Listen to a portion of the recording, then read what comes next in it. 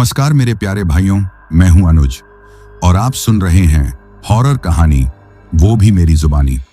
दोस्तों, आज का हॉरर पॉडकास्ट एक शख्स की है जिनका नाम अशोक है। तो चलिए अब यह कहानी अशोक जी के नजरिए से सुनते हैं। लेकिन उससे पहले आप लोगों से एक रिक्वेस्ट है, आप लोग हाइप पॉइंट भेजकर अपना सपोर्ट जरूर दिखाएं। और अगर आप लोग चाहते हैं कि आपका नाम वीडियो में लिया जाए तो कमेंट में अपना नाम और अपने शहर का नाम जरूर लिखें। तो अब ज्यादा समय नहीं लेते हैं, चलिए कहानी की शुरुआत करते हैं। नमस्कार दोस्तों, मेरा नाम अशोक है और मैं पेशे से एक ड्राइवर हूं।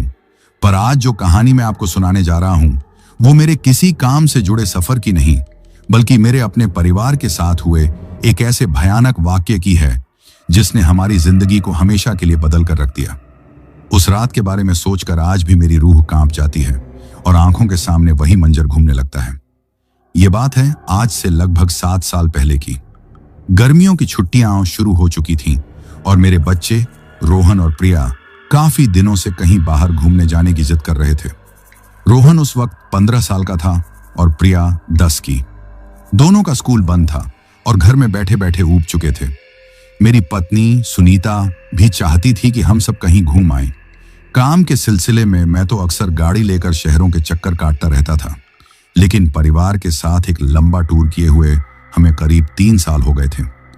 एक रात जब हम सब खाना खाने के बाद छत पर टहल रहे थे तो रोहन ने फिर से वही राग अलापा, पापा इस बार तो कहीं अच्छी जगह ले चलो, मेरे सारे दोस्त कहीं ना कहीं घूमने जा रहे हैं। सुनीता ने भी उसकी हाँ में हाँ मिलाई। हाँ अशोक, बच्चे ठीक ही कह रहे हैं, आपको भी रोज रोज की इस ड्राइविंग से थोड़ा ब्रेक मिल जाएगा। चलो ना इस बार जम्मू कश्मीर चलते हैं, सुना है गर्मियों में वहां जन्नत जैसा नजारा होता है। जम्मू कश्मीर का नाम सुनते ही मेरे मन में भी एक लहर सी दौड़ गई। पहाड़ों की रानी, बर्फ से ढकी चोटियां, हरे भरे मैदान। मैंने सिर्फ तस्वीरों में ही देखा था या फिर दूसरे ड्राइवरों से किस्से सुने थे। खुद कभी उस रास्ते पर परिवार के साथ जाने का मौका नहीं मिला था। मैंने बच्चों की तरफ देखा, उनके चेहरे पर एक उम्मीद की चमक थी। मैंने मुस्कुराते हुए कहा, ठीक है तो फिर तैयारी कर लो, इस बार हम लोग कश्मीर ही चलेंगे। मेरा इतना कहना था कि दोनों बच्चे खुशी से उछल पड़े। उस दिन के बाद से घर में एक अलग ही माहौल बन गया। सुनीता पैकिंग की लिस्ट बनाने लगी, बच्चे अपने खिलौने और कपड़ों की तैयारी में जुट गए। हमने तय किया कि हम अगले सोमवार को सुबह सुबह निकलेंगे। हमारे पास अपनी 7 सीटर गाड़ी थी तो जगह की कोई कमी नहीं थी। मैंने गाड़ी की पूरी सर्विसिंग करवा ली, टायरों में हवा चेक की, इंजन ऑयल बदलवाया और सफर के लिए उसे अच्छी तरह से तैयार कर लिया। मन में एक अजीब सी खुशी और उत्साह था। आखिर इतने सालों बाद मैं अपने परिवार को एक लंबी छुट्टी पर जो ले जा रहा था। सोमवार का दिन भी आ गया। हमने सुबह 4 बजे का अलार्म लगाया था ताकि अंधेरे में ही शहर से बाहर निकल जाए और दिन के ट्रैफिक से बच सकें। सुनीता ने रास्ते के लिए पराठे और अचार पैक कर लिया था। बच्चों को बड़ी मुश्किल से नींद से जगाया। सब कुछ योजना के मुताबिक ही चल रहा था। मैंने एक एक करके सारा सामान गाड़ी की छत पर बने कैरियर पर बांधा और उसे मोटे तिरपाल से ढक दिया ताकि धूप या बारिश से सामान खराब ना हो। हम सब गाड़ी में बैठ चुके थे। मैंने अपनी सीट पर बैठकर भगवान का नाम लिया, गाड़ी स्टार्ट की और हम अपनी मंजिल की ओर निकल पड़े। घर से निकलते वक्त सब कुछ सामान्य था। किसी ने सोचा भी नहीं था कि यह सफर हमारी जिंदगी का सबसे खौफनाक सफर बनने वाला है। बड़े बुजुर्ग कहते हैं कि जब कुछ बुरा होना होता है तो प्रकृति पहले से ही संकेत देने लगती है, पर हम आज की दुनिया के लोग इन बातों पर कहां ध्यान देते हैं। अभी हम अपने शहर की सीमा से बाहर निकले ही थे कि अचानक गाड़ी में एक झटका लगा और गाड़ी एक तरफ भागने लगी। मैंने फौरन गाड़ी को सड़क के किनारे लगाया। नीचे उतरकर देखा तो पिछला टायर पंक्चर हो चुका था। सुबह के करीब 5:30 बज रहे थे और चारों तरफ हल्का हल्का अंधेरा ही था।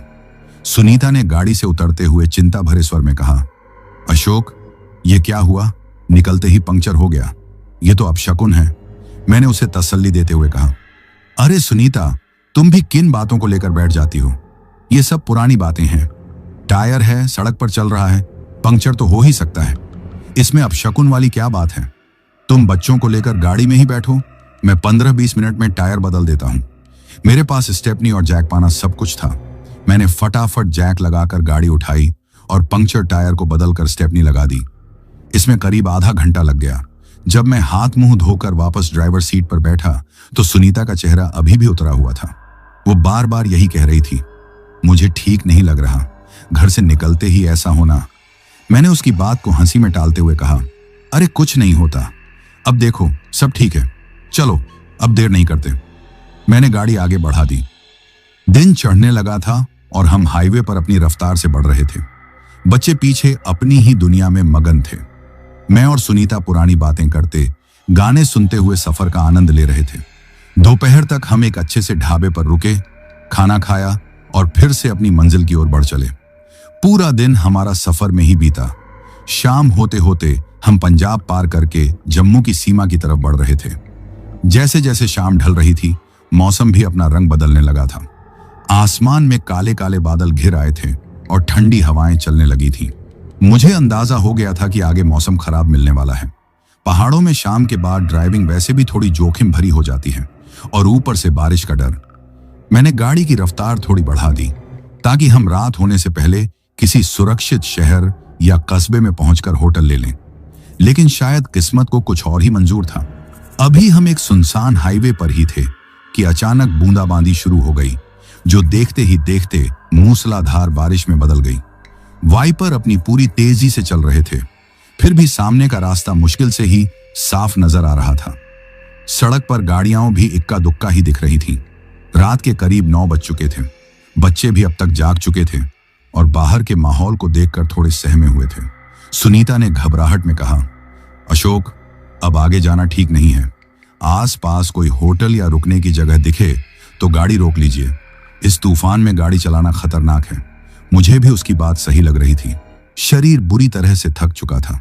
सुबह 4 बजे से लगातार गाड़ी चलाते चलाते मेरी कमर अकड़ गई थी और आंखों में नींद भर रही थी। भूख भी जोरों की लग रही थी।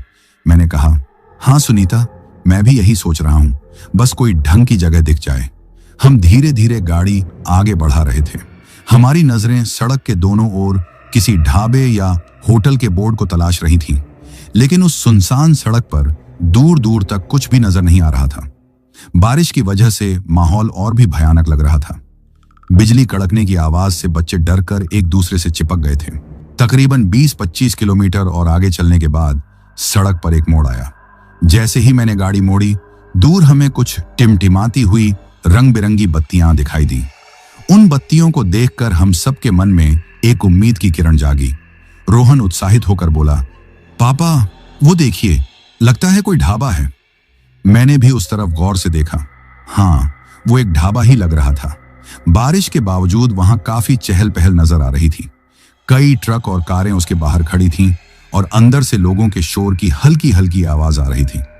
उस वीरान सड़क पर एक इतना चलता हुआ ढाबा देखकर मुझे बड़ी तसल्ली हुई। मैंने मन ही मन सोचा, शुक्र है भगवान का, कोई तो जगह मिली। मैंने गाड़ी उस ढाबे की तरफ मोड़ दी। जैसे जैसे हम करीब पहुंच रहे थे, ढाबे की रौनक और साफ नजर आ रही थी। बाहर एक बड़ा सा अहाता था जिसमें कई गाड़ियां पार्क थीं। ढाबे की इमारत कच्ची पक्की थी, लेकिन उस पर लगी रंगीन लड़ियों वाली लाइटों से वो दूर से ही चमक रहा था। मैंने गाड़ी को एक खाली जगह देखकर पार्क किया। हम सब ने एक गहरी सांस ली। जैसे ही मैंने गाड़ी का इंजन बंद किया और हम दरवाजे खोलकर नीचे उतरे, एक अजीब सी चीज हुई। बारिश की बूंदों से बचने के लिए हम जल्दी जल्दी ढाबे की ओर भागे, लेकिन हमारे गाड़ी से उतरते ही ढाबे पर मौजूद लोगों का जो शोर था, वो एक पल के लिए बिल्कुल खामोश हो गया। एक अजीब सा सन्नाटा पसर गया। सिर्फ बारिश की आवाज आ रही थी, लेकिन अगले ही पल वो शोर फिर से पहले जैसा ही हो गया। शायद ये मेरा वहम था या थकान की वजह से मुझे ऐसा महसूस हुआ। मैंने इस बात पर ज्यादा ध्यान नहीं दिया। हम भागते हुए ढाबे के बरामदे में पहुंचे। अंदर का नजारा बिल्कुल वैसा ही था जैसा एक व्यस्त ढाबे का होता है। लकड़ी की बड़ी बड़ी मेजें और बेंचें लगी हुई थीं, जिन पर कई लोग बैठे खाना खा रहे थे। कोई अपने परिवार के साथ था तो कोई ट्रक ड्राइवरों का समूह था। एक कोने में बड़ा सा तंदूर दहक रहा था और गर्मा गर्म रोटियों की महक पूरे माहौल में फैली हुई थी। रसोई की तरफ से दाल और सब्जी के तड़के की खुशबू आ रही थी। उस माहौल को देखकर हमारी जान में जान आई। थकान और भूख से हमारा बुरा हाल था। हमने एक खाली मेज देखकर वहां बैठ गए।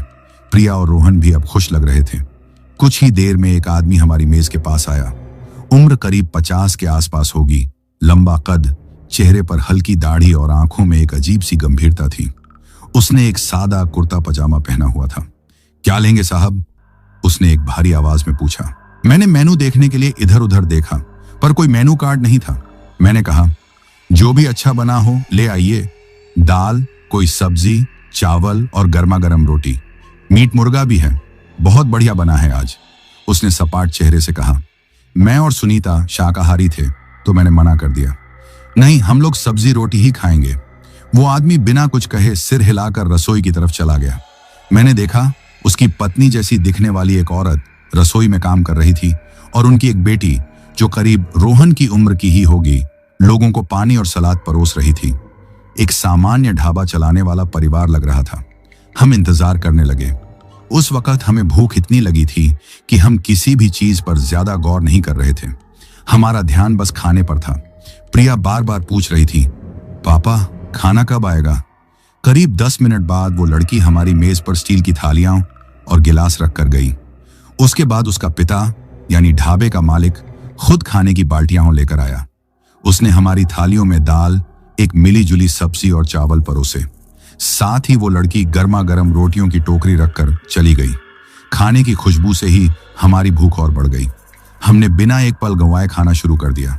खाना वाकई बहुत स्वादिष्ट था, खासकर वो मिक्स सब्जी। उसका स्वाद कुछ अलग ही था, ऐसा मैंने पहले कभी नहीं चखा था। बहुत ही मसालेदार और जायकेदार। हम सब ने पेट भरकर खाया। उस वक्त हमें उस खाने से ज्यादा अमृत कुछ नहीं लग रहा था। खाना खाने के बाद शरीर में थोड़ी जान आई, लेकिन थकान अब और ज्यादा हावी हो रही थी। आंखों पर नींद का बोझ बढ़ता जा रहा था। बाहर बारिश अभी भी उसी तेजी से हो रही थी। ऐसे में आगे का सफर करना नामुमकिन था। सुनीता ने धीरे से कहा, अशोक मेरी बात मानिए, आज रात यहीं रुक जाते हैं। बच्चों को भी नींद आ रही है और आपकी भी हालत ठीक नहीं लग रही। मैंने ढाबे के मालिक को हाथ के इशारे से बुलाया। जब वो पास आया तो मैंने पूछा, भाई साहब यहां आसपास रुकने के लिए कोई होटल मिलेगा? उसने न में सिर हिलाया। साहब इस सड़क पर आगे 50 किलोमीटर तक कुछ नहीं है और पीछे जहां से आप आए हैं वहां भी कुछ नहीं मिलेगा। यह सुनकर हम चिंतित हो गए। मैंने कहा, तो फिर क्या करें? इस बारिश में कहां जाए? वो आदमी कुछ देर चुप रहा, फिर बोला, अगर आपको कोई दिक्कत ना हो तो आप हमारे ढाबे के पीछे बने कमरे में रुक सकते हैं। ज्यादा बढ़िया तो नहीं है, पर बारिश और तूफान से बचने के लिए ठीक है। कई ड्राइवर रुक जाते हैं। उसकी बात सुनकर हमें बड़ी राहत मिली। मैंने पूछा, किराया क्या होगा? किराए की चिंता मत करो साहब, आप लोग परिवार के साथ हैं, मुसीबत में हैं, बस खाने का पैसा दे दीजिएगा। सुबह जब मौसम साफ हो तो चले जाइएगा। उसकी इस बात ने हमारे दिल में उसके लिए इज्जत और बढ़ा दी। मैंने सोचा, आज के जमाने में भी ऐसे भले लोग हैं। मैंने उसे धन्यवाद दिया। उसने अपनी बेटी को इशारा किया और वो हमें रास्ता दिखाने के लिए आगे चलने लगी। हम उसके पीछे चल दिए। ढाबे के पिछवाड़े में 2-3 साधारण से कमरे बने हुए थे। लड़की ने उनमें से एक का दरवाजा खोल दिया। अंदर एक छोटी सी कोठरी थी जिसमें 2 चारपाइयां पड़ी थी। कमरे में एक बल्ब जल रहा था। ज्यादा सुविधाएं तो नहीं थी, पर उस वक्त वो हमें किसी 5 सितारा होटल के कमरे से कम नहीं लग रहा था। सुनीता और बच्चे चारपाई पर बैठ गए। मैं मालिक को पैसे देने के लिए वापस ढाबे में गया। मैंने उसे खाने के और कमरे के भी पैसे देने की कोशिश की, पर उसने कमरे के पैसे लेने से साफ इनकार कर दिया। बोला, आप हमारे मेहमान हैं साहब। मैं उसका शुक्रिया अदा करके वापस कमरे में आ गया। हम सब बहुत थक चुके थे। कपड़े थोड़े थोड़े भीग गए थे, लेकिन बदलने की हिम्मत नहीं थी। सुनीता और बच्चे एक चारपाई पर लेट गए और मैं दूसरी पर। कुछ ही मिनटों में थकान और नींद ने हम पर कब्जा कर लिया और हम गहरी नींद में सो गए। उस वक्त हमें जरा भी अंदाजा नहीं था कि हमने किसी भले आदमी के ढाबे में नहीं, बल्कि मौत के मुंह में पनाह ली है।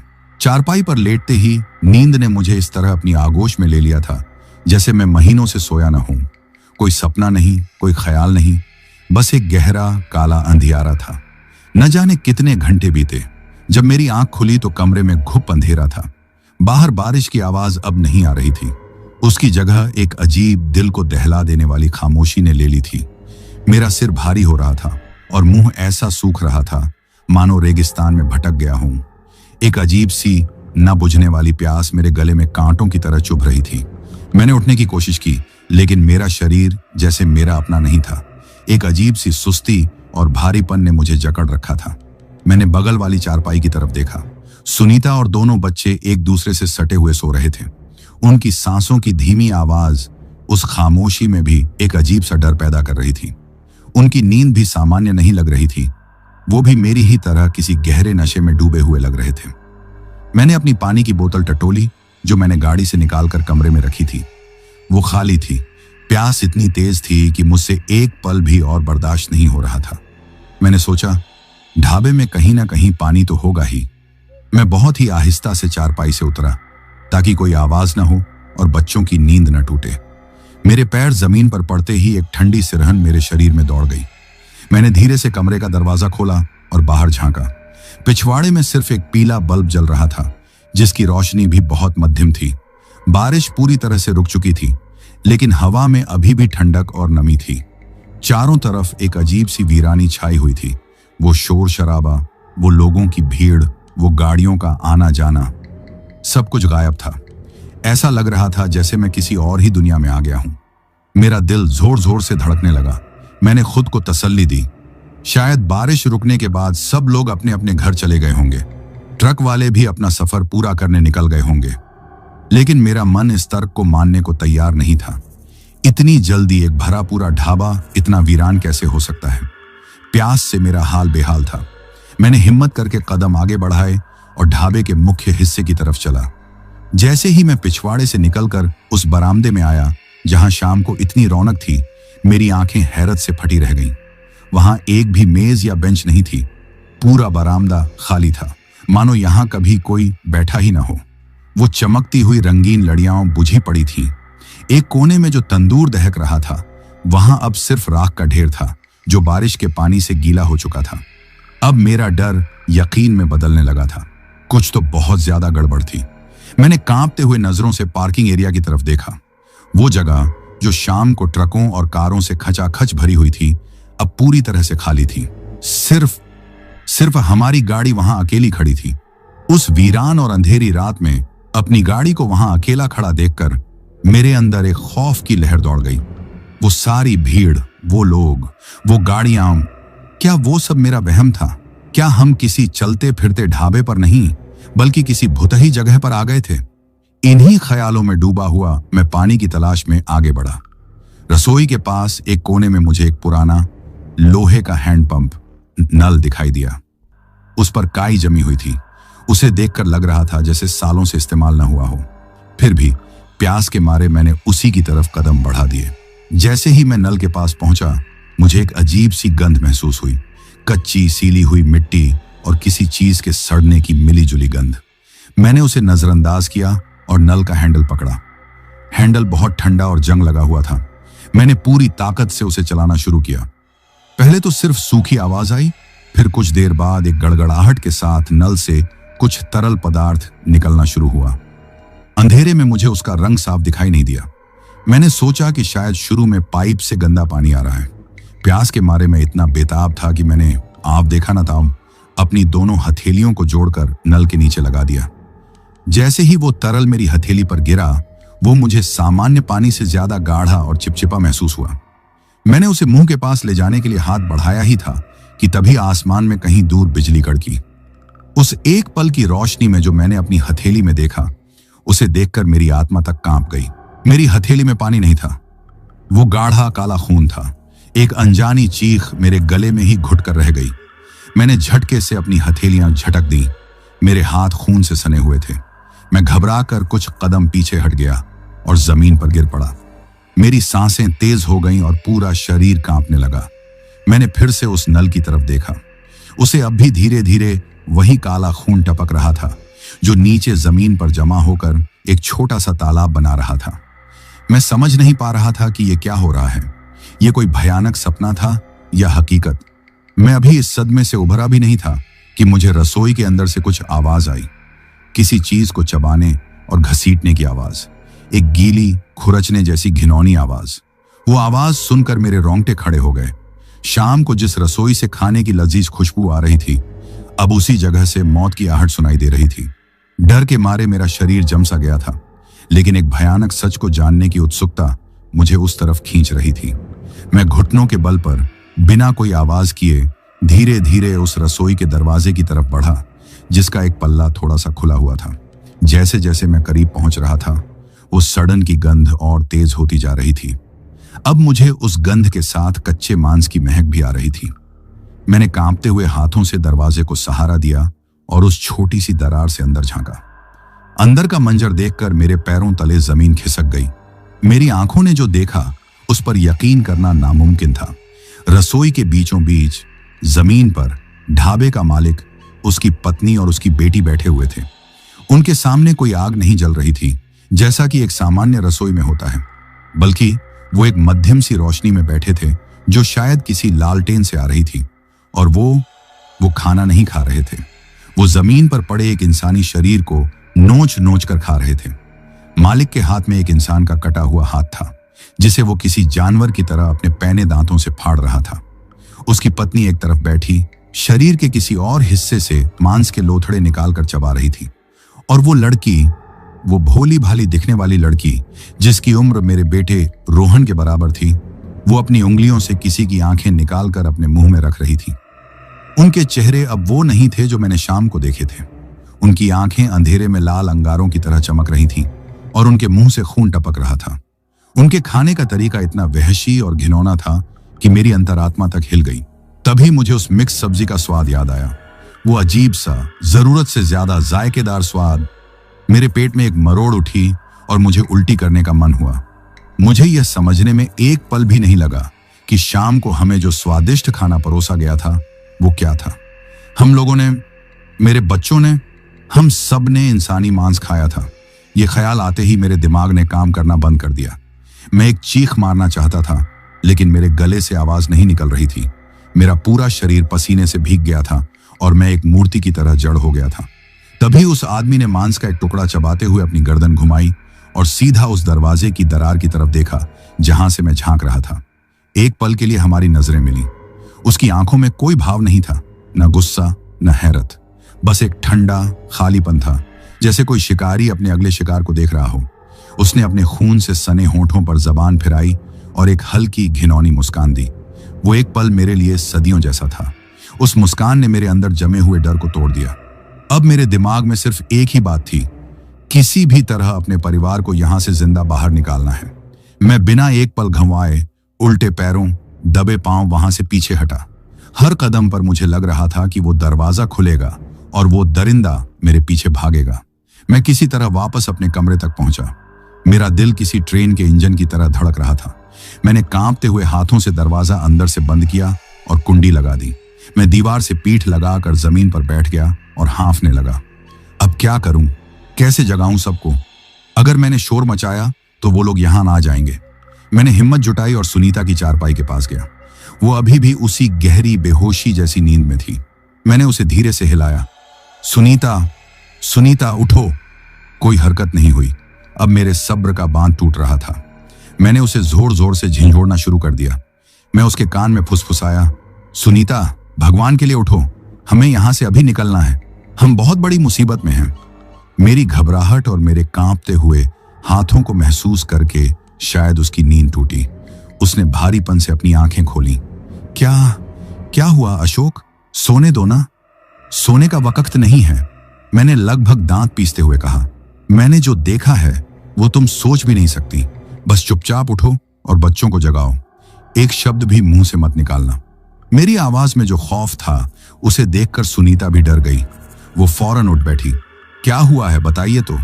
यहां नहीं बता सकता, बस जैसा कहता हूं वैसा करो। हम दोनों ने मिलकर रोहन और प्रिया को जगाया। वो भी उसी भारी नींद में थे। उन्हें जगाना बहुत मुश्किल था। वो नींद में बड़बड़ा रहे थे और बार बार सोने की जिद कर रहे थे। हमें उन्हें लगभग खींचकर चारपाई से उतारना पड़ा।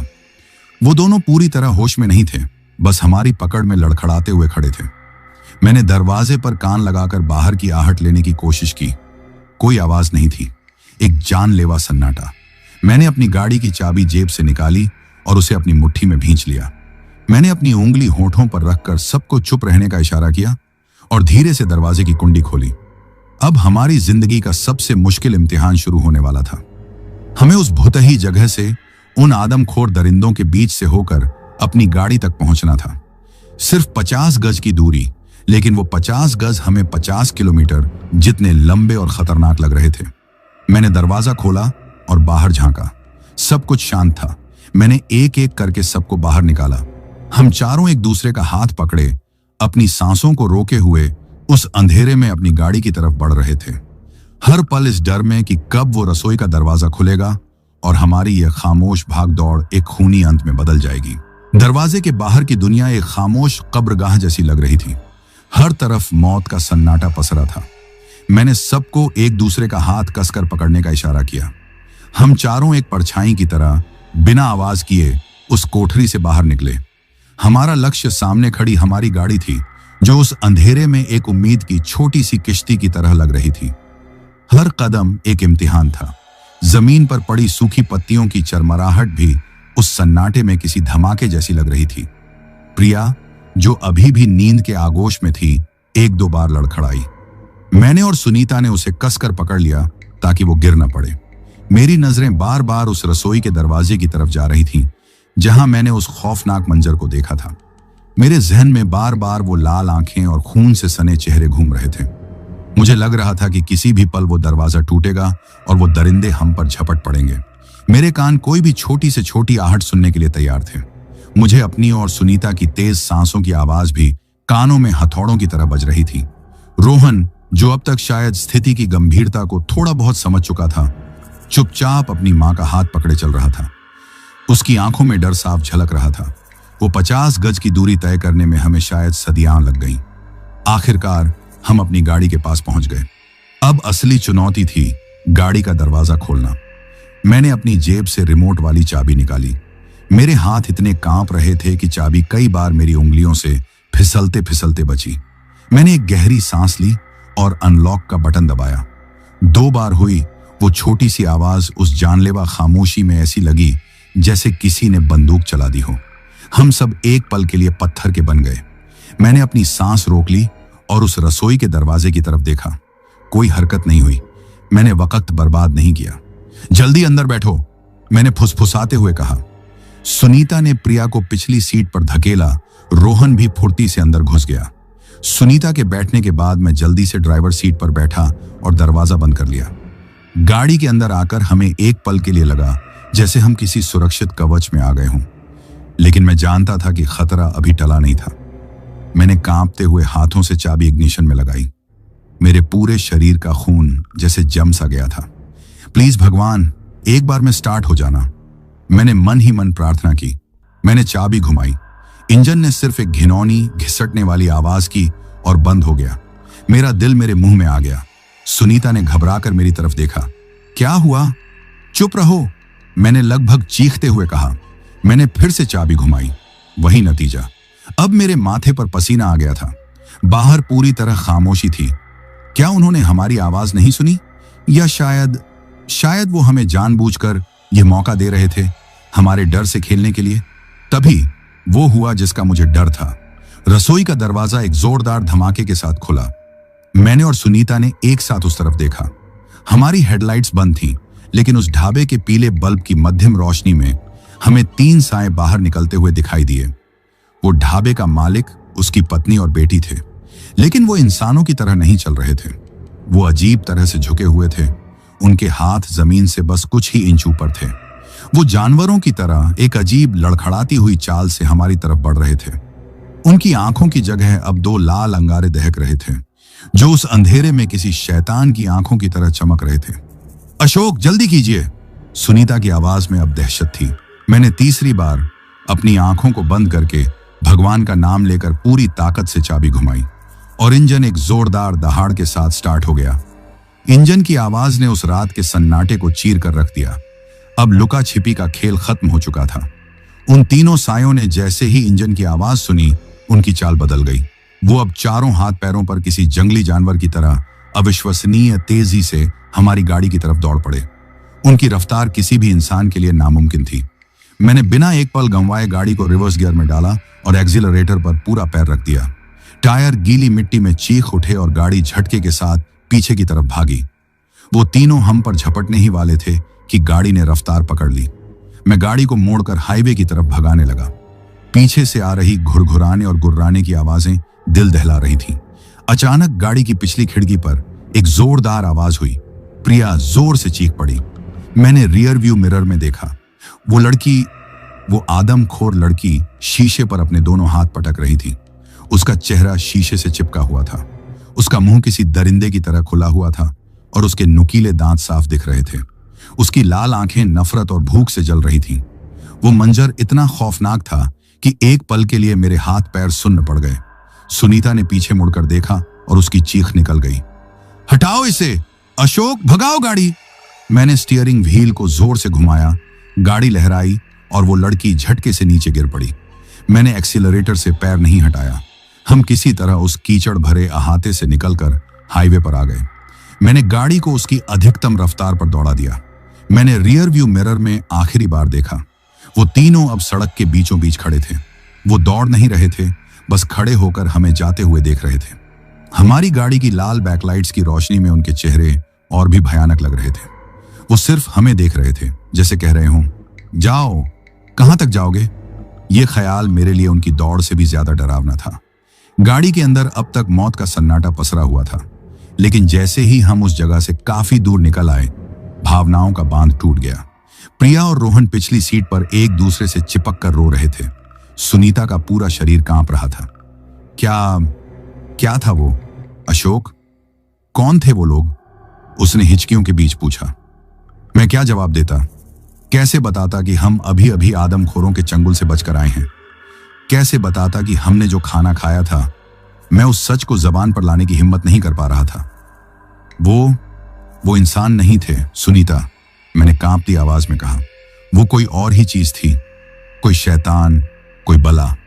सुनीता मेरी बात का मतलब समझ गई। उसकी आंखों में एक अजीब सी दहशत और घिन का भाव आया। उसे शायद वो मिक्स सब्जी का स्वाद याद आ गया था। उसने अपना मुंह हाथ से दबा लिया और उसे उल्टियां आने लगी। गाड़ी में एक अजीब सा माहौल बन गया, डर, घिन और न समझ आने वाले खौफ का माहौल। मैं बस गाड़ी भगाए जा रहा था। मुझे नहीं पता था कि मैं कहां जा रहा हूं, बस उस जगह से दूर, बहुत दूर जाना चाहता था। सड़क काली और सुनसान थी। दोनों तरफ घने जंगल थे। हर पेड़ की परछाई ऐसी लग रही थी जैसे कोई हमारा पीछा कर रहा हो। लगभग 1 घंटा हम उसी तरह खामोशी और दहशत में गाड़ी चलाते रहे। बच्चों का रोना अब सिसकियों में बदल गया था। सुनीता खिड़की से बाहर अंधेरे में देख रही थी। उसका चेहरा भाव शून्य था। तभी मेरे दिमाग में एक और भयानक ख्याल आया। ये सड़क, ये हमें कहां ले जा रही है? हम जम्मू की तरफ बढ़ रहे थे, जो आगे और भी सुनसान और पहाड़ी इलाका था। हमें वापस जाना होगा, वापस सभ्यता की तरफ, किसी शहर की तरफ जहां लोग हों, पुलिस हो। और वापस जाने का सिर्फ एक ही रास्ता था, उसी रास्ते से लौटना जिससे हम आए थे। इसका मतलब था हमें उस ढाबे के सामने से फिर गुजरना होगा। यह ख्याल आते ही मेरे रोंगटे खड़े हो गए। मैंने धीरे से गाड़ी की रफ्तार कम की। सुनीता ने मेरी तरफ देखा। क्या हुआ? गाड़ी क्यों धीमी कर दी? सुनीता, मैंने कहा। मेरी आवाज मेरे ही कानों में अजनबी लग रही थी। यह रास्ता आगे और भी सुनसान है। हमें वापस मुड़ना होगा। हमें किसी शहर की तरफ जाना होगा। वापस? सुनीता की आंखें डर से फैल गईं। आपका दिमाग खराब है? हम उस जगह के पास से दोबारा नहीं गुजरेंगे। मैं मर जाऊंगी पर वापस नहीं जाऊंगी। और कोई रास्ता नहीं है सुनीता, समझने की कोशिश करो। मैं लगभग चिल्लाया। आगे जाकर फंसने से अच्छा है कि हम वापस जाकर किसी पुलिस स्टेशन या शहर में मदद मांगें। हमें यह करना ही होगा। गाड़ी अब लगभग रुक सी गई थी। हम सड़क के बीचों बीच खड़े थे। आगे भी अंधेरा और सुनसान रास्ता था और पीछे भी अंधेरा और सुनसान रास्ता, जिसके किसी मोड़ पर वो मौत का ढाबा हमारा इंतजार कर रहा था। मेरी नजर रियर व्यू मिरर पर गई। मेरे बच्चे डरे सहमे एक दूसरे से चिपके हुए थे। सुनीता के चेहरे पर साफ इनकार था और मैं इस भयानक दुविधा में फंसा था कि मौत की तरफ वापस जाऊं या एक अनजाने अनिश्चित खतरे की ओर आगे बढ़ता रहूं। उस रात उस सुनसान हाईवे पर हमारी गाड़ी नहीं बल्कि हमारी किस्मत एक दो राहे पर खड़ी थी और दोनों ही रास्ते नर्क की ओर जाते हुए लग रहे थे। गाड़ी उस सुनसान हाईवे पर एक घायल जानवर की तरह खड़ी थी जिसकी सांसें अटकी हुई थी। अंदर हम 4 लोग थे, लेकिन हमारी आत्माएं शायद उसी खौफनाक ढाबे में कहीं पीछे छूट गई थी। मेरे सामने 2 रास्ते थे और दोनों ही अंधेरे में गुम थे। मैं वापस नहीं जाऊंगी, सुनीता ने लगभग फुसफुसाते हुए लेकिन दृढ़ता से कहा। उसकी आंखों में आंसुओं की जगह अब एक अजीब सी जिद और खौफ ने ले ली थी। आप आगे चलाइए अशोक, कहीं भी ले चलिए, बस उस रास्ते पर वापस नहीं। मैंने स्टीयरिंग व्हील पर अपनी पकड़ मजबूत की। मेरे हाथ ठंडे पड़ रहे थे। सुनीता, समझने की कोशिश करो, मैंने धीरज रखने की पूरी कोशिश करते हुए कहा। यह जम्मू का हाईवे है, आगे सिर्फ पहाड़ और वीरानियां हैं। कोई नेटवर्क नहीं मिलेगा, कोई मदद नहीं मिलेगी। अगर गाड़ी खराब हो गई या पेट्रोल खत्म हो गया तो हम यहीं सड़ते रह जाएंगे। पीछे पीछे कम से कम 100-150 किलोमीटर पर वो शहर है जहां से हम आए थे। वहां पुलिस है, लोग हैं, हमें वहां पहुंचना होगा। और उस ढाबे का क्या? वो लगभग चीख पड़ी। क्या आप भूल गए वहां क्या है? वो हमें देख लेंगे, वो हमारा पीछा करेंगे, वो हमें मार डालेंगे। हम रुकेंगे नहीं। मैंने भी अपनी आवाज ऊंची की। हम गाड़ी की रफ्तार कम नहीं करेंगे, बस उसके सामने से गुजर जाना है सुनीता। पलक झपकते ही हम निकल जाएंगे। वो हमारा कुछ नहीं बिगाड़ सकते। ये एक ही मौका है हमारे पास यहां से जिंदा निकलने का। पिछली सीट पर बैठे रोहन और प्रिया हमारी बहस सुन रहे थे। उनके सहमे हुए चेहरे हमारी लाचारी का सबूत थे। मैं जानता था कि मैं अपने परिवार को उसी आग में दोबारा झोंकने के लिए कह रहा था जिससे हम अभी अभी बचकर निकले थे। लेकिन एक ड्राइवर होने के नाते मुझे सड़कों का, रास्तों का अंदाजा था। मेरा दिमाग कह रहा था कि आगे बढ़ना आत्महत्या करने जैसा है। सुनीता कुछ देर खामोश रही। वो बस सामने अंधेरे में देखती रही। फिर उसने एक गहरी कांपती हुई सांस ली और बोली, ठीक है, जैसा आपको सही लगे, लेकिन अगर उन लोगों ने हमें कुछ किया तो मैं आपको कभी माफ नहीं करूंगी। उसकी बात मेरे दिल में तीर की तरह चुभी, लेकिन मेरे पास कोई और चारा नहीं था। मैंने कुछ नहीं कहा, बस धीरे से गाड़ी को घुमाया। उस सुनसान हाईवे पर यू टर्न लेते हुए ऐसा लगा जैसे मैं अपनी जिंदगी की सबसे बड़ी गलती कर रहा हूं, जैसे मैं जानबूझकर अपने परिवार को मौत के मुंह में वापस धकेल रहा हूं। अब हम उसी रास्ते पर वापस जा रहे थे। गाड़ी के अंदर का माहौल पहले से भी ज्यादा भयानक हो गया था। अब हम किसी चीज से भाग नहीं रहे थे, बल्कि किसी चीज की तरफ बढ़ रहे थे। हर कोई चुप था। बच्चे भी अब सिसक नहीं रहे थे, बस पत्थर की मूर्तियों की तरह बैठे थे। सबकी नजरें खिड़की से बाहर अंधेरे को घूर रही थीं, उस जाने पहचाने मोड़, उस जाने पहचाने पेड़ की तलाश में जो हमें बताएगा कि हम मौत के कितने करीब पहुंच चुके हैं। मैंने एक्सीलरेटर पर पैर दबाए रखा। गाड़ी हवा से बातें कर रही थी। मेरा पूरा ध्यान सड़क पर था। मेरी आंखें उस खौफनाक जगह के किसी भी निशान को ढूंढ रही थीं। मेरे जहन में एक ही योजना चल रही थी। जैसे ही वो जगह दिखेगी, मैं गाड़ी की रफ्तार और बढ़ा दूंगा और बिना इधर उधर देखे सीधा निकल जाऊंगा। वक्त गुजरता गया। हर पल 1 घंटे जैसा लग रहा था। हम पहुंचने वाले हैं। कुछ देर बाद सुनीता की कांपती हुई आवाज आई। मैंने सामने देखा। सड़क पर एक बड़ा सा मोड़ था जिसके किनारे एक पुराना विशाल बरगद का पेड़ था। मुझे याद आ गया, यही वो मोड़ था जिसके बाद वो ढाबा था। मेरा दिल जोर जोर से धड़कने लगा। सब लोग अपनी आंखें बंद कर लो, मैंने जोर से कहा। कोई भी बाहर नहीं देखेगा। प्रिया, रोहन, आंखें बंद करो। मैंने एक गहरी सांस ली और एक्सीलरेटर को जमीन से लगा दिया। गाड़ी एक रॉकेट की तरह आगे बढ़ी। हवा की साइए साइए की आवाज के अलावा और कुछ सुनाई नहीं दे रहा था। वो मोड़ आया और गुजर गया। अब वो जगह आने वाली थी। मैंने अपनी आंखों को सड़क पर गड़ाए रखा। हिम्मत नहीं हुई कि दाईं तरफ देखूं। बस कुछ सेकंड और, लेकिन कुछ भी नहीं हुआ। कोई रंग बिरंगी लाइटें नहीं थीं, कोई शोर शराबा नहीं था। मेरा दिल जोर से धड़का। मैंने हिम्मत करके एक पल के लिए अपनी नजर दाईं ओर घुमाई और जो मैंने देखा उस पर मुझे यकीन नहीं हुआ। मेरा दिमाग सुन्न पड़ गया। वहां कोई ढाबा था ही नहीं। जहां शाम को एक चलता फिरता, रोशनी से जगमगाता ढाबा था, जहां ट्रक और कारें खड़ी थीं, जहां लोग खाना खा रहे थे, वहां अब सिर्फ एक टूटी फूटी पुरानी चारदीवारी थी जिसका प्लास्टर जगह जगह से उखड़ चुका था। उसके अंदर घनी जंगली झाड़ियां और घास उगी हुई थी। एक पुराना जंग लगा हुआ गेट एक तरफ को झुका हुआ था, जैसे सालों से किसी ने उसे खोला ना हो। कोई इमारत नहीं, कोई पार्किंग नहीं, कोई इंसान नहीं, सिर्फ वीरानी, अंधेरा और सन्नाटा। मैं इतना हैरान था कि मेरे पैर ने अपने आप एक्सीलरेटर से दबाव कम कर दिया। गाड़ी की रफ्तार थोड़ी धीमी हो गई। अशोक, सुनीता की आवाज में हैरत थी। उसने भी देख लिया था। यहां तो कुछ भी नहीं है। हम उस जगह के ठीक सामने से गुजर रहे थे। हमारी गाड़ी की हेडलाइट्स की रोशनी उस वीरान जगह पर पड़ रही थी। तभी मेरी नजर झाड़ियों में आधे छिपे एक पुराने सीमेंट के बोर्ड पर पड़ी। उस पर कुछ लिखा हुआ था, जो धूल और वक्त के साथ लगभग मिट चुका था। लेकिन हेडलाइट्स की तेज रोशनी में एक शब्द मुझे साफ साफ दिखाई दे गया। उस पर लिखा था कब्रिस्तान। मेरे पूरे शरीर में एक बर्फीली लहर दौड़ गई। वो जगह ढाबा नहीं थी, वो एक कब्रिस्तान था, एक पुराना वीरान कब्रिस्तान। तो फिर शाम को हमने क्या देखा था? वो भीड़, वो लोग, वो ढाबे का मालिक और उसका परिवार, वो खाना। हे भगवान, वो खाना हमने कहां बैठकर खाया था? हमें किसने परोसा था? क्या वो सब हमारा वहम था? क्या हम सब पागल हो गए हैं? मेरे दिमाग में हजारों सवाल एक साथ कौंध रहे थे। मैं गाड़ी चला रहा था, लेकिन मेरा दिमाग पूरी तरह से खाली हो चुका था। हम उस कब्रिस्तान से आगे निकल आए।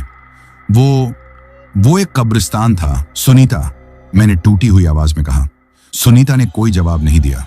वो शायद सदमे में थी। मैं खुद से सवाल करने लगा, क्या सच में ऐसा कुछ हुआ था?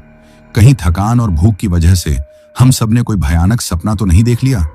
शायद वहां कभी कोई ढाबा था ही नहीं। शायद हमने किसी और ही जगह खाना खाया था। मेरा तर्कवादी दिमाग इस अलौकिक घटना को नकारने की कोशिश कर रहा था। शायद सब कुछ हमारा वहम ही था। पापा, तभी पीछे से रोहन की डरी हुई आवाज आई। शीशे पर अभी भी वो निशान है। मैंने रियर व्यू मिरर में देखा। पिछली खिड़की के शीशे पर, ठीक उसी जगह जहां उस लड़की ने अपने हाथ पटके थे, दो छोटे छोटे गंदे चिकने हाथों के निशान बने हुए थे। खून और कीचड़ से सने दो पंजे, जो इस बात का जीता जागता सबूत थे कि हमने जो भी देखा और महसूस किया वो कोई सपना या वहम नहीं था। वो हकीकत थी, एक खौफनाक जानलेवा हकीकत। अब मेरे अंदर का सारा शक, सारा तर्क खत्म हो गया। उसकी जगह एक नए और भी गहरे डर ने ले ली। एक ऐसा डर जिसका कोई नाम नहीं था, कोई चेहरा नहीं था। हम सिर्फ आदमखोरों से नहीं, बल्कि किसी ऐसी शैतानी ताकत से लड़े थे जो अपनी मर्जी से वहम पैदा कर सकती थी, जो एक कब्रिस्तान को एक चलते फिरते ढाबे में बदल सकती थी। मैंने फिर से गाड़ी की रफ्तार बढ़ा दी। अब मैं किसी शहर की तलाश में नहीं, बस उस पूरी जगह, उस पूरे हाईवे से दूर भाग रहा था। धीरे धीरे आसमान का रंग बदलने लगा। कालिमा की जगह एक हल्की भूरी रोशनी ने ले ली। सुबह हो रही थी। कुछ देर और गाड़ी चलाने के बाद हमें दूर कुछ बत्तियां जलती हुई दिखाई दी। एक छोटा सा कस्बा। जैसे ही सूरज की पहली किरण निकली, हम उस कस्बे की सीमा में दाखिल हुए। मैंने एक पुलिस स्टेशन के सामने थोड़ी दूरी पर गाड़ी रोक दी। हम सब चुप थे। रात का खौफ अब दिन की रोशनी में और भी ज्यादा भयानक लग रहा था। हम शारीरिक रूप से सुरक्षित थे, लेकिन मानसिक रूप से हम बिखर चुके थे। हमारी गाड़ी, जिस पर सफर की धूल जमी थी, उसके पीछे के शीशे पर लगे वो दो नन्हे हाथ के निशान, वो हमारी बर्बाद हो चुकी मासूमियत और उस रात की भयावहता की कहानी चीख चीख कर सुना रहे थे।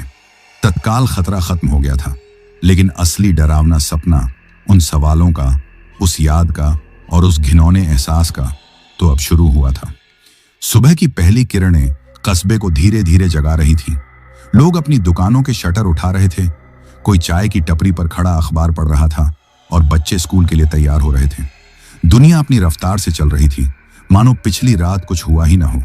लेकिन हमारी गाड़ी के अंदर वक्त उसी खौफनाक रात में जम गया था। हम चारों उस चलती फिरती दुनिया के बीच एक खामोश टूटे हुए द्वीप की तरह थे।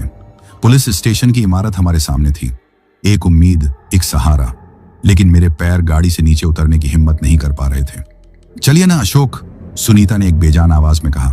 पुलिस को सब बताते हैं, वो हमारी मदद करेंगे। मैंने उसकी तरफ देखा। उसका चेहरा सूजा हुआ था, आंखें रो रो कर लाल हो गई थीं। मैं उसे कैसे समझाता? क्या बताएंगे हम उन्हें? सुनीता, क्या कहूंगा मैं कि हम एक ऐसे ढाबे पर रुके थे जो अब वहां है ही नहीं, कि हमने इंसानी मांस खाया है जिसे परोसने वाले आदमखोर भूत थे। वो हमें पागल समझेंगे सुनीता। वो सोचेंगे कि हम नशे में हैं या कोई कहानी बना रहे हैं। वो हमारी मदद करने के बजाय हमें ही किसी मुसीबत में डाल देंगे।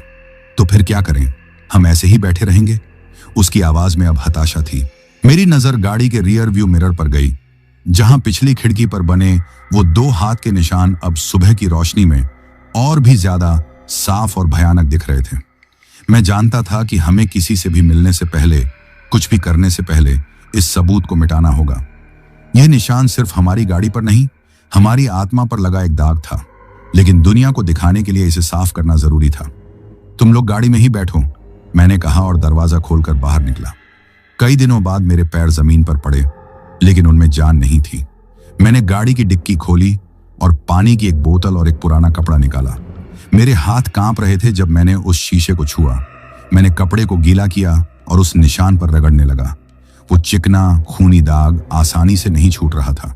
जैसे जैसे मैं उसे रगड़ रहा था, मेरे दिमाग में उस लड़की का चेहरा, उसकी लाल आंखें, उसके नुकीले दांत, सब कुछ घूम रहा था। ऐसा लग रहा था जैसे मैं सिर्फ एक निशान नहीं, बल्कि अपनी यादों को मिटाने की कोशिश कर रहा हूं। लेकिन मैं जानता था कि यह नामुमकिन है। काफी मशक्कत के बाद वो निशान हल्के पड़ गए और फिर पूरी तरह से साफ हो गए। शीशा अब साफ था, लेकिन मेरा मन हमेशा के लिए दागदार हो चुका था। मैंने तय किया कि हमें सबसे पहले किसी होटल में चलकर थोड़ा आराम करना चाहिए। हमें नहाना था, अपने अस्त व्यस्त हाल को ठीक करना था और आगे क्या करना है यह सोचने के लिए एक शांत जगह चाहिए थी। मैंने गाड़ी स्टार्ट की और कस्बे की तंग गलियों में एक सस्ते से होटल की तलाश करने लगा। कुछ देर बाद हमें राही गेस्ट हाउस नाम का एक छोटा सा होटल दिखा। मैंने गाड़ी बाहर पार्क की और हम सब अंदर चले गए। काउंटर पर एक अधेड़ उम्र का आदमी बैठा हमें घूर रहा था। हमारे उतरे हुए चेहरे, हमारी बिखरी हुई हालत देखकर उसकी आंखों में शक साफ झलक रहा था। एक कमरा चाहिए? मैंने रूखी आवाज में कहा। आईडी? उसने पूछा। मैंने अपना ड्राइविंग लाइसेंस उसे दे दिया। उसने रजिस्टर में हमारी एंट्री की और एक चाबी मेरे हाथ में थमा दी। हम चुपचाप सीढ़ियां चढ़कर अपने कमरे में आ गए। जैसे ही कमरे का दरवाजा अंदर से बंद हुआ, हम सबका सब्र जवाब दे गया। सुनीता जमीन पर बैठकर फूट फूट कर रोने लगी। मैं उसे संभालने की हालत में नहीं था। मैं खुद दीवार का सहारा लेकर नीचे बैठ गया। तभी प्रिया, जो अब तक चुपचाप लेटी हुई थी, को जोर से खांसी आई और उसने उल्टी कर दी। लेकिन वो सामान्य उल्टी नहीं थी। वो एक काला, गाढ़ा, बदबूदार तरल था, जैसा मैंने उस रात नल से निकलते हुए देखा था। उसे देखते ही हम सबके होश उड़ गए। यह इस बात का सबूत था कि वो जहर, वो घिनौना खाना अभी भी हमारे अंदर था। वो हमें अंदर से खोखला कर रहा था। कुछ ही देर में सुनीता और रोहन को भी वैसी ही उल्टियां होने लगीं। मेरा भी जी मिचला रहा था और पेट में असहनीय दर्द हो रहा था। हमारे शरीर में एक अजीब सी ठंडक दौड़ रही थी, जैसे हमारा खून जम रहा हो। हम समझ गए कि यह सिर्फ डर या सदमा नहीं है। हम शारीरिक रूप से भी बहुत बीमार थे, एक ऐसी बीमारी से जिसका इलाज किसी डॉक्टर के पास नहीं था। मैं बाथरूम में गया और शॉवर खोलकर उसके नीचे खड़ा हो गया। ठंडा पानी मेरे सिर पर गिर रहा था, लेकिन मेरे अंदर जल रही आग शांत नहीं हो रही थी। मैं अपनी चमड़ी को रगड़ रगड़ कर नहा रहा था, जैसे मैं कोई बाहरी गंदगी नहीं, बल्कि अपने अंदर समाये उस शैतानी एहसास को धो डालना चाहता था। लेकिन सब बेकार था। वो एहसास हमारी हड्डियों में, हमारे खून में उतर चुका था। जब मैं बाहर आया तो प्रिया चारपाई पर लेटी हुई थी और बुखार में तप रही थी। वो नींद में कुछ बड़बड़ा रही थी। मत खाओ, गंदा है, मत खाओ। रोहन, जो अब तक बड़ा बनने की कोशिश कर रहा था, मेरे पास आया और उसकी आंखों में आंसू थे। उसने कांपती आवाज में पूछा, पापा, वो सब्जी क्या थी? मैं क्या जवाब देता? मैंने बस उसकी पीठ पर हाथ फेरा और उसे गले से लगा लिया। वो एक बच्चे की तरह मेरे सीने से लगकर रोने लगा। उस पल, उस होटल के बंद कमरे में मुझे अपनी जिंदगी का सबसे बड़ा बोझ महसूस हुआ। मैं ड्राइवर था, इस सफर का कप्तान था। मेरी जिम्मेदारी थी अपने परिवार को सुरक्षित रखने की, और मैं बुरी तरह से असफल हुआ था। मैंने ही उस ढाबे पर रुकने का फैसला किया था। मैंने ही उस शैतानी दावत को स्वीकार किया था। मेरा अपराध बोध मुझे अंदर ही अंदर खाए जा रहा था। मैं एक पढ़ा लिखा, आधुनिक सोच वाला आदमी था। मैं भूत प्रेत, जादू टोना, इन सब चीजों को नहीं मानता था। लेकिन उस एक रात ने मेरे सारे विश्वासों को चकनाचूर कर दिया था। अब मेरा विज्ञान, मेरा तर्क, सब कुछ हार चुका था। मुझे एहसास हो रहा था कि हम जिस चीज से लड़े हैं वो इस दुनिया की नहीं है, और उसका इलाज भी इस दुनिया के तरीकों से नहीं हो सकता। मुझे अपने गांव की याद आई, अपनी दादी की बातें याद आईं, जो अक्सर ऊपरी साया, बुरी नजर और जादू टोने की कहानियां सुनाती थीं। वो बताती थीं कि कैसे गांव के पंडित और तांत्रिक ऐसी बलाओं का उतारा करते हैं। उस वक्त मैं उनकी बातों पर हंसता था, लेकिन आज मुझे वही बातें अपनी आखिरी उम्मीद लग रही थी। मैंने फैसला कर लिया, पुलिस हमारी मदद नहीं कर सकती थी, डॉक्टर हमारी बीमारी नहीं समझ सकते थे। हमारी मदद सिर्फ वही कर सकता था जो इन अलौकिक शक्तियों को समझता हो। मैं अपने बिस्तर पर बैठ गया और अपना मोबाइल फोन निकाला। मेरी उंगलियां कांप रही थीं।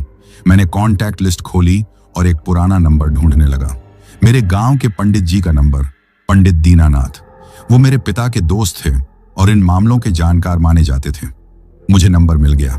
एक पल के लिए मैं हिचकिचाया। मैं उनसे क्या कहूंगा? क्या वो मेरी बात पर यकीन करेंगे? लेकिन मेरे पास और कोई रास्ता नहीं था। प्रिया का तपता हुआ शरीर और सुनीता की खामोश सिसकियां मुझे हिम्मत दे रही थी। मैंने स्क्रीन पर कॉल का बटन दबाया। फोन की घंटी जा रही थी। हर घंटी मेरे दिल पर हथौड़े की तरह पड़ रही थी। फिर दूसरी तरफ से किसी ने फोन उठाया। एक बूढ़ी जानी पहचानी आवाज आई। हेलो, कौन? मैंने एक गहरी सांस ली। पंडित जी, मैं अशोक बोल रहा हूं। हमें आपकी मदद चाहिए। हम बहुत बड़ी मुसीबत में हैं। हेलो, कौन? दूसरी तरफ से आई पंडित दीनानाथ की बूढ़ी और जानी पहचानी आवाज सुनकर एक पल के लिए मेरे गले में शब्द अटक गए। मैं जो कभी उनकी बातों को दकियानूसी कहकर मजाक उड़ाता था, आज उसी आवाज में अपनी जिंदगी की आखिरी उम्मीद ढूंढ रहा था। पंडित जी, मैं अशोक बोल रहा हूं, लाला जी का बेटा, मैंने टूटी हुई आवाज में कहा। अरे अशोक, कैसे हो बेटा? इतने सालों बाद सब कुशल मंगल तो है? तुम्हारी आवाज कुछ घबराई हुई लग रही है। उनकी चिंता भरी आवाज सुनकर मेरी आंखों में आंसू आ गए। मैंने खुद को संभाला। मैं उन्हें पूरी खौफनाक कहानी फोन पर नहीं सुना सकता था। पंडित जी, सब ठीक नहीं है। हम लोग जम्मू कश्मीर घूमने निकले थे, लेकिन रास्ते में एक गलत जगह रुक गए थे। गलत जगह? कैसा मतलब बेटा? उनकी आवाज में अब गंभीरता आ गई थी। वहां उन्होंने जो खाना खिलाया वो ठीक नहीं था। उसके बाद से ही हम सबकी तबीयत बहुत खराब है। मेरी बेटी प्रिया को बहुत तेज बुखार है। हम सब ने कुछ काला काला सा वॉमिट किया है। पंडित जी, मुझे लगता है कि उस जगह पर कोई ऊपरी साया है। साया शब्द बोलते हुए मुझे खुद पर हैरत हो रही थी, लेकिन मेरे पास अपनी स्थिति को बयां करने के लिए और कोई शब्द नहीं था। फोन पर कुछ पल की खामोशी छा गई। मुझे लगा शायद वो मेरी बात पर यकीन नहीं कर रहे, लेकिन फिर उनकी आवाज आई और इस बार उसमें पहले से कहीं ज्यादा गहराई और समझ थी। अशोक बेटा, कुछ बातें बताओ। जिस जगह तुम रुके थे, क्या वो वीरान थी? हाँ पंडित जी, बहुत वीरान, सुनसान हाईवे पर। क्या उस जगह के आसपास कोई बहुत पुराना बड़ा पेड़ था, या कोई तालाब, कुआं, पानी की कोई जगह? उनकी बात सुनकर मेरे रोंगटे खड़े हो गए। कब्रिस्तान के अंदर वो बरगद जैसे दिखने वाले पेड़ और उस दरवाजे के पीछे दिखने वाला तालाब, मैंने कांपती आवाज में कहा। हाँ पंडित जी, था। मुझे ठीक से याद नहीं, पर शायद था। उन्होंने एक गहरी सांस ली। और जब तुमने उस जगह को दिन में देखा, तो क्या वो वैसी ही थी जैसी रात में दिखी थी? नहीं, मैं लगभग चीख पड़ा। वहां कुछ नहीं था पंडित जी, वो एक पुराना कब्रिस्तान था। फोन पर फिर खामोशी छा गई। मैं समझ गया कि पंडित जी स्थिति की भयावहता को समझ चुके हैं। बेटा, तुमने बहुत बड़ी गलती कर दी, उन्होंने आखिरकार कहा। तुम लोगों ने किसी आम जगह नहीं, बल्कि खेड़ा पर भोजन कर लिया है। ये वो भटकती हुई आत्माएं होती हैं जो भ्रम पैदा करके राहगीरों को अपना शिकार बनाती हैं। तुमने जो खाया है वो अन्न नहीं, बल्कि अशुद्ध भोग था। वो तुम्हारे शरीर में रहकर तुम्हारी आत्मा को खोखला कर देगा। उनकी बातें सुनकर मेरा खून जम गया। तो वो जहर सिर्फ शारीरिक नहीं, बल्कि आत्मिक था। पंडित जी, अब क्या होगा? मेरी बेटी, मेरी आवाज घेन-गाँव हो गई। घबराओ मत, उनकी आवाज में एक दृढ़ता थी। अभी जो कहता हूं वो ध्यान से सुनो और वैसा ही करो। सबसे पहले आज ही किसी भी मंदिर जाओ, वहां से एक काला धागा लेकर आओ और तुम चारों अपनी अपनी दाईं कलाई पर बांध लो। अगर कहीं से गंगा जल मिल जाए तो उसे भी ले आओ और सबके ऊपर और कमरे में छिड़क दो। ये तुम्हें और बुरी शक्तियों से बचाएगा। ठीक है पंडित जी, मैंने कहा। और सबसे जरूरी बात, उन्होंने आगे कहा, तुम लोग अब वहां एक पल भी और नहीं रुकोगे। आज सुबह होते ही अपने घर के लिए निकलो। सफर सिर्फ दिन की रोशनी में करना। सूरज ढलने से पहले किसी सुरक्षित भीड़ भाड़ वाले होटल में रुक जाना और सुबह होने के बाद ही निकलना। रास्ते में किसी अनजान जगह का कुछ भी खाना पीना मत। और हाँ, घर पहुंचने तक उस काले धागे को शरीर से अलग मत करना। और घर पहुंचकर? मैंने पूछा। घर पहुंचकर मुझे फोन करना। असली उपाय यही होगा। ये कोई एक दिन का काम नहीं है। अब जल्दी करो बेटा, तुम्हारे पास ज्यादा समय नहीं है। फोन कट गया। पंडित जी की बातों ने मुझे डरा दिया था, लेकिन साथ ही एक उम्मीद भी दी थी। अब मेरे पास एक लक्ष्य था, एक योजना थी। मैंने सुनीता को सारी बातें बताईं। उसने बिना कोई सवाल किए सिर हिला दिया। हम दोनों जानते थे कि अब तर्क का नहीं, सिर्फ विश्वास का रास्ता बचा था। मैंने बच्चों को और सुनीता को कमरे में बंद किया और खुद उस कस्बे के बाजार में निकल पड़ा। सुबह का वक्त था, लेकिन मुझे हर इंसान शक की नजर से देखता हुआ लग रहा था। मुझे लग रहा था जैसे मेरे माथे पर लिखा हो कि मैं किसी श्राप का शिकार हूं। मैंने एक छोटी सी दुकान से गंगा जल की शीशी खरीदी और पास के हनुमान मंदिर से एक काला धागा ले आया। होटल लौटकर मैंने कांपते हुए हाथों से वो काला धागा प्रिया की कलाई पर बांधा, जो अभी भी बुखार में बेहोश थी। फिर सुनीता, रोहन और खुद अपनी कलाई पर भी बांधा। उसके बाद मैंने गंगा जल का छिड़काव पूरे कमरे में और हम सबके ऊपर किया। यह सिर्फ एक उपाय नहीं था, यह हमारी टूटती हुई हिम्मत को बांधने का एक जरिया था। कुछ देर बाद हमने होटल छोड़ दिया और अपने घर की ओर अपना आखिरी और सबसे मुश्किल सफर शुरू किया। यह सफर पहले के सफर से बिल्कुल अलग था। अब हम डर से भाग नहीं रहे थे, बल्कि एक उम्मीद की ओर बढ़ रहे थे। लेकिन रास्ता बहुत लंबा और कठिन था। हम सब शारीरिक रूप से बहुत कमजोर थे। प्रिया को तेज बुखार था और वो पूरे रास्ते सोती रही। सुनीता और रोहन भी चुपचाप बाहर देखते रहते। हम में से किसी को भी भूख नहीं लग रही थी। बस गले को तर करने के लिए हम बोतल का पानी पी रहे थे। पंडित जी की हिदायत के अनुसार हम सिर्फ दिन में ही गाड़ी चला रहे थे। जैसे ही शाम के 4-5 बजते मेरे अंदर एक बेचैनी शुरू हो जाती। सूरज का ढलना अब मुझे दिन के खत्म होने का नहीं, बल्कि खौफ के शुरू होने का संकेत लगता था। हम हर शाम सूरज के डूबने से पहले किसी बड़े कस्बे या शहर में एक ठीक ठाक सा होटल देखकर रुक जाते। रातें सबसे ज्यादा भयानक होती थीं। होटल के बंद कमरे में भी हमें चैन नहीं मिलता था। सुनीता अक्सर डरावने सपने देखकर चीखते हुए उठ जाती। प्रिया नींद में नहीं, मुझे नहीं खाना कहकर रोने लगती और मैं पूरी रात जागकर बस उन सबको देखता रहता। अपनी बेबसी पर मन ही मन रोता रहता। 2 दिन और 2 रातें इसी तरह गुजरी। हमारा लंबा सफर अब खत्म होने को था। तीसरे दिन दोपहर तक हम अपने शहर की सीमा में दाखिल हो गए। अपनी जानी पहचानी सड़कें, अपनी जानी पहचानी इमारतें देखकर हम सबकी आंखों में आंसू आ गए। ऐसा लग रहा था जैसे हम सदियों बाद किसी युद्ध के मैदान से वापस लौटे हों। जब मैंने गाड़ी अपनी गली में मोड़ी और अपने घर का दरवाजा देखा, तो लगा जैसे मैंने अपनी जिंदगी की सबसे बड़ी जंग जीत ली हो। यह सिर्फ ईंट पत्थर का बना एक मकान नहीं था, यह हमारा वो किला था जिसके लिए हमने मौत से लड़ाई लड़ी थी। मैंने घर के सामने गाड़ी रोकी।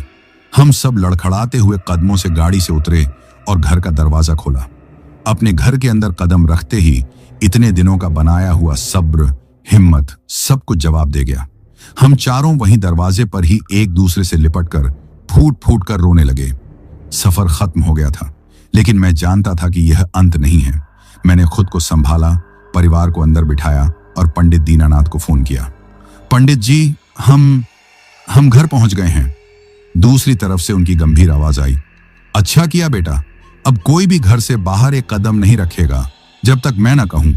मैं कल सुबह की पहली गाड़ी से निकल रहा हूं। शाम तक तुम्हारे पास पहुंच जाऊंगा। उन्होंने एक पल का विराम लिया, फिर कहा, अपने आप को संभाल कर रखना अशोक, क्योंकि तुम्हारी असली लड़ाई तो अब शुरू होगी। पंडित जी की फोन पर कही आखिरी बात मेरे कानों में गूंज रही थी। असली लड़ाई तो अब शुरू होगी। उनका कहा एक एक शब्द सच था। घर, जो हमारा सबसे सुरक्षित किला होना चाहिए था, अब एक कैदखाना बन गया था। हम अंदर थे और वो शैतानी ताकत जिसे हम अपने साथ ले आए थे, वो भी हमारे ही अंदर थी। अगली शाम पंडित जी के आने का इंतजार हमारी जिंदगी का सबसे लंबा और मुश्किल इंतजार था। वो पूरा दिन और अगली दोपहर हमने खौफ और बेचैनी में काटी। घर की हर चीज हमें डरा रही थी। दरवाजे के पर्दे का हवा में हिलना भी हमें चौंका देता था। फर्श पर लकड़ी के चरमराने की आवाज से लगता जैसे कोई चल रहा है। प्रिया का बुखार कम नहीं हो रहा था। वो बस चारपाई पर लेटी, आंखें बंद किए कुछ कुछ देर में कांप उठती थी। सुनीता एक कोने में बैठी शून्य में घूरती रहती, जैसे उसकी आत्मा शरीर में थी ही नहीं। रोहन भी चुपचाप सहमा हुआ सा अपनी बहन के पास बैठा था। मैं उन सब का पहरा दे रहा था। मुझे नींद नहीं आ रही थी, भूख प्यास सब मर चुकी थी। मैं बस उस पल का इंतजार कर रहा था जब दरवाजे पर दस्तक होगी और पंडित जी आएंगे। शाम ढलते ही, जैसा उन्होंने कहा था, दरवाजे पर घंटी बजी। मैंने कांपते हुए हाथों से दरवाजा खोला। सामने पंडित दीनानाथ खड़े थे। दुबला पतला शरीर, सफेद धोती कुर्ता और चेहरे पर उम्र की लकीरें, लेकिन उनकी आंखों में एक अजीब सा तेज था। उनके हाथ में एक साधारण सा कपड़े का झोला था। उन्होंने अंदर आते ही कुछ नहीं कहा। उनकी नजर सबसे पहले प्रिया पर पड़ी, जो चारपाई पर लेटी थी। वो उसके पास गए और उसके माथे पर हाथ रखा। हाथ रखते ही उन्होंने एक झटके से अपना हाथ पीछे खींच लिया, जैसे किसी ने उन्हें बिजली का करंट दे दिया हो। छाया बहुत गहरी है, उन्होंने मेरी तरफ देखते हुए गंभीर आवाज में कहा। इसने अपनी जड़ें जमा ली हैं। अगर कुछ और दिन गुजर जाते तो इसे निकालना नामुमकिन हो जाता। उन्होंने अपना झोला खोला और उसमें से कुछ सामान निकाला। थोड़ी सी पीली सरसों, हवन की राख, विभूति, एक मोरपंख और कुछ सूखी जड़ी बूटियां।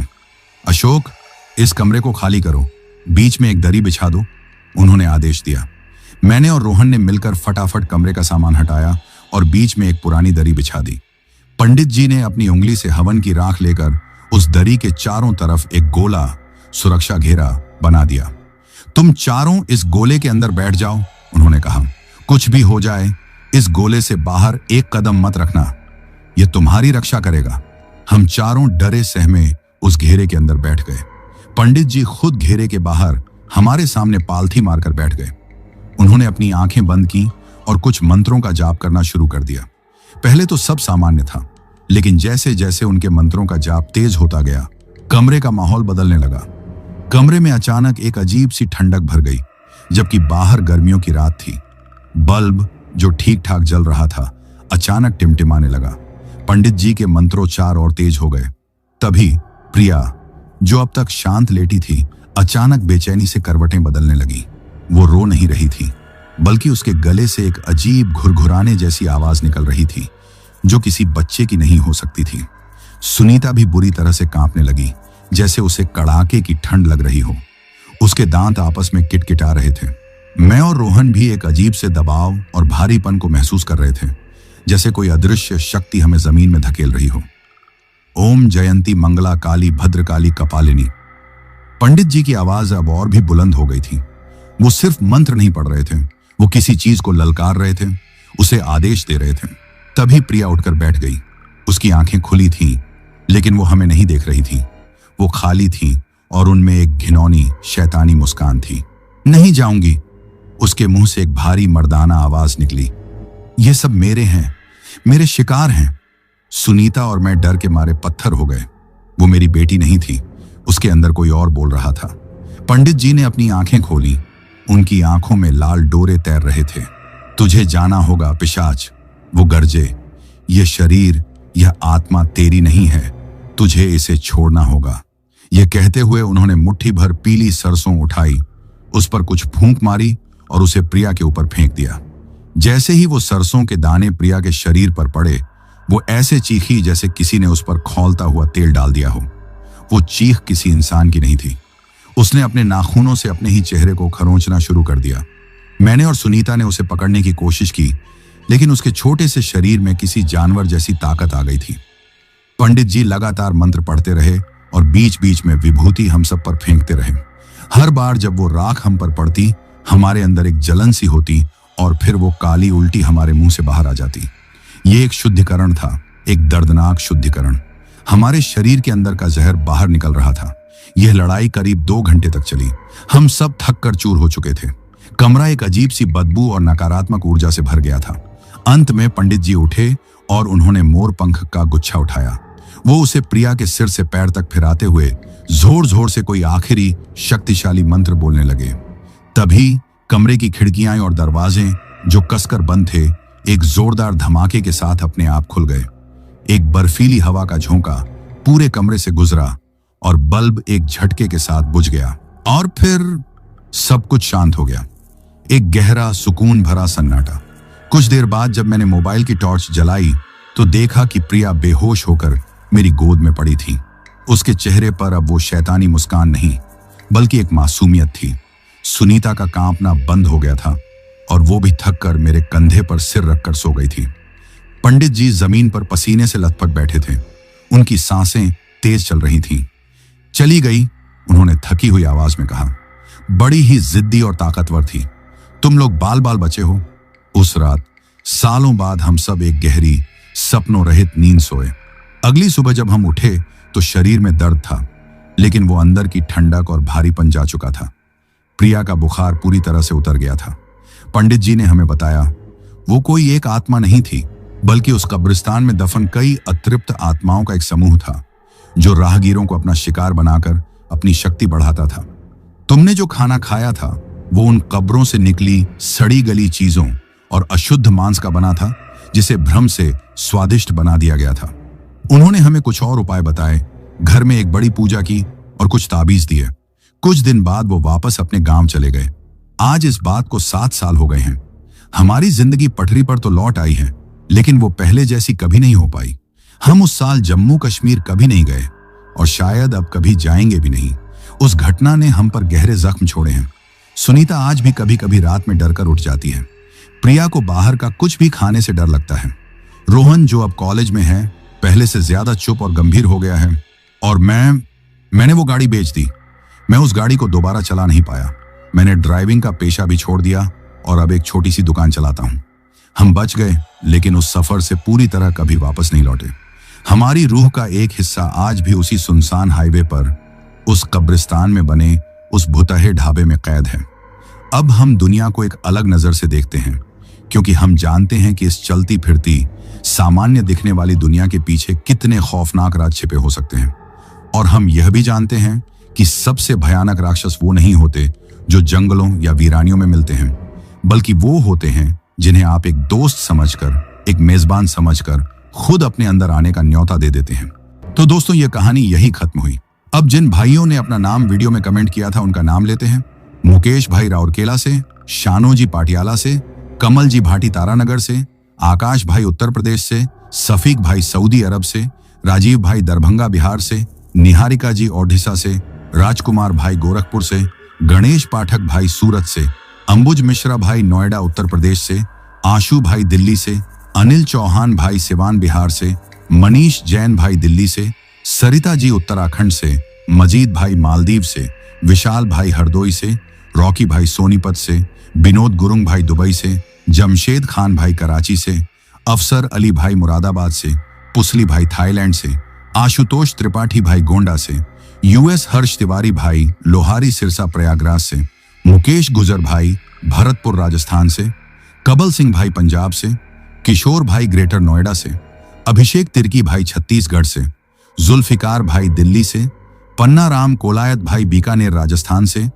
अन्वेश कुमार पांडे भाई मुंबई महाराष्ट्र से, दीपक भोयर भाई अर्जुनली गांव से, सूरज भाई मुंबई से, बाबू मंडल भाई राउरकेला से, असलम कुरैशी भाई सऊदी अरब से, फिजाजी इस्लामाबाद पाकिस्तान से, अर्जुन भाई नेपाल से, राधे भाई उन्नाव से, संजय खान भाई इंडिया से, ओम प्रकाश भाई झारखंड से, सबीना भाई कोलकाता से, बाबू भाई उत्तराखंड से, राम छोटा भाई गोविंदपुर जमशेदपुर झारखंड से, रवि बिशन अली भाई इंडिया से, मोहन भाई झारखंड से, आजाद भाई दिल्ली से, रुद्रा शर्मा, सपना शर्मा, शिया और अमन शर्मा भाई दिल्ली से, असुम तामूट भाई अरुणाचल प्रदेश से, पूजा घोष जी असम से, राम ठाकुर सिंह भाई ग्वालियर से, मोएम भाई बिहार मुजफ्फरपुर से, कुलविंदर कौर भाई लुधियाना पंजाब से, फजीन भाई मालदीव से, अनुराग कश्यप भाई दुबई से, वाजिद तब्बूसुम भाई लाहौर पाकिस्तान से, राम अचल भाई अयोध्या से, हसन अब्बास भाई इटली से,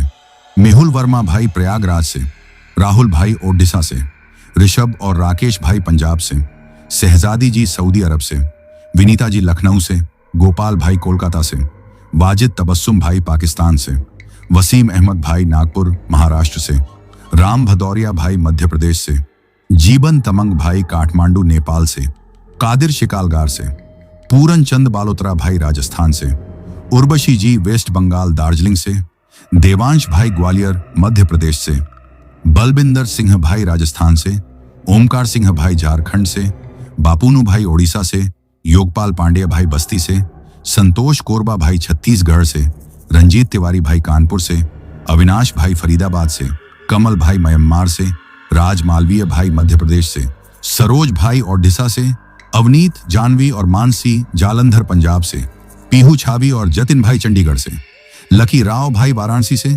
रोहन भाई रामपुर से, सैयद मेहदी भाई सऊदी से, रामू भाई असम से, जितेंद्र सिसोदिया भाई भगवानपुर से, गणेश भाई नासिक से, बाबू मोनी जी असम गोहपुर से, अलीना, अयान, जफिराह, इम्तेज भाई दुबलिन आयरलैंड से, अर्जुन छेत्री भाई असम से, निरुपमा नायक भाई ओडिशा से, जुनैद भाई मालेगांव से, अशोक भाई नासिक महाराष्ट्र से, रविंद्र भाई आगरा से, तरुणा भाई झारखंड से, अंकु भाई बलिया से, राम भाई मध्य प्रदेश से, वंदना यादव जी जबलपुर से, लता सिंह जी कर्नाटक से, मेहरुखा भाई लाहौर पाकिस्तान से, नरेंद्र मानकर भाई सौसर से, मीना गुरुंग जी काठमांडू नेपाल से, विक्की भाई मौर्या ट्यूस से, शनि भाई बस्ती से, हामिदुल्लाह भाई इस्लामाबाद पाकिस्तान से, दिनेश कुंभार भाई महाराष्ट्र से, अक्षय राजभर भाई चौरा से, टठूंग भाई ईटानगर से, सफदार अब्बास भाई रावलपिंडी पाकिस्तान से, लकी भाई इटली और इकबाल भाई जर्मनी से, अशोक कुमार भाई उदयपुर राजस्थान से। और जिन भाइयों ने अपना नाम कमेंट किया है लेकिन उनका नाम वीडियो में नहीं लिया गया है, तो भाइयों आप लोग टेंशन ना लें, आप लोगों का नाम अगली वीडियो में जरूर लिया जाएगा। और अगर आप लोग भी चाहते हैं कि आपका नाम वीडियो में लिया जाए तो अपना नाम और अपने शहर का नाम वीडियो में कमेंट करें। अगर आपको यह कहानी पसंद आई हो तो वीडियो को लाइक और चैनल को सब्सक्राइब करें ताकि और भी डरावनी कहानियां आप तक पहुंच सकें। कहानी को अंत तक सुनने के लिए दिल से धन्यवाद दोस्तों। आज के लिए बस इतना ही, मिलते हैं जल्द ही कुछ नई कहानियों के साथ। तब तक के लिए अपना ध्यान रखिए।